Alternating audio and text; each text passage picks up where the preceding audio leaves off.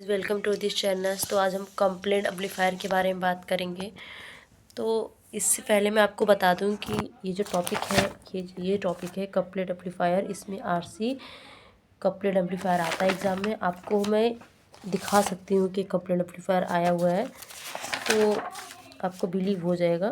तो just wait, देखिए यहाँ पे आया है कंप्लेंट एम्पलीफायर। अभी ये एक पेपर है, अभी दूसरा पेपर दिखाते हैं।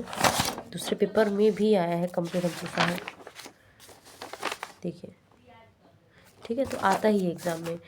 इसमें क्या होता है, सब खेला यही डायग्राम है। क्या होता है, ये जो होता है कॉमन आउट इनपुट जो होता है, ये जब आता है TR1 में, और जो TR1 होता है ये कपलिंग कैपेसिटर के थ्रू ये इसे बेस करते हैं ना। ये बेस होता है, ये कलेक्टर होता है, ये इमीटर होता है। तो इसके थ्रू यहाँ आता है और ये ऐसे ही बनता है। सब कुछ यही है।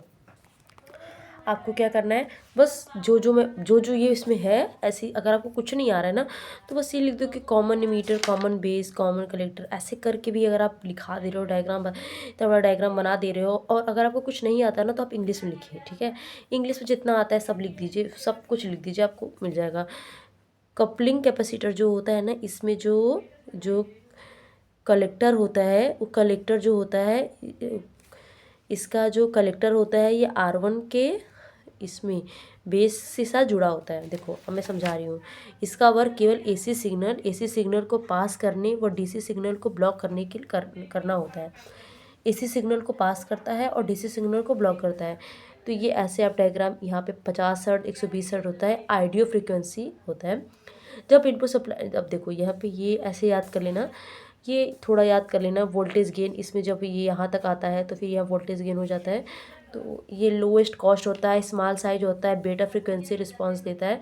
जब इनपुट सप्लाई देते हैं तो TR1 में, जब यहाँ से इनपुट सप्लाई देते हैं तो TR1 में जाती है, तो ये TR1 में जाती है। और TR1 तो TR1 एक्टिवेट हो जाता है, जिससे CC के थ्रू TR2 में चला जाता है। और ये जो कपलिंग कैपेसिटर क्या होता है, TR1 और TR2 को जोड़ने का काम ये करता है। मतलब ये जब इसमें ये जो इनपुट दिया जाता है तो ये TR1 एक्टिवेट हो जाता है, जिसके थ्रू TR2 में चला जाता है। कपलिंग कैपेसिटर दो ट्रांजिस्टर को कपलेट करता है। फर्स्ट ट्रांजिस्टर को कलेक्टर टर्मिनल, सेकेंड ट्रांजिस्टर को बेस से, फर्स्ट ट्रांजिस्टर को कलेक्टर टर्मिनल, ठीक है, फर्स्ट ट्रांजिस्टर को कलेक्टर टर्मिनल, सेकेंड ट्रांजिस्टर को बेस से कलेक्ट करते हैं, जिससे एक्टिवेट हो जाता है। इसे audio amplifier, communication system, signal processing में यूज़ करते हैं। तो thank you so much. May be आपको समझ में आया हो, थोड़ा सा ही है, बस इसको समझ लो और उसके बाद आप एग्ज़ाम में लिख लोगे इससे बना के। ठीक है।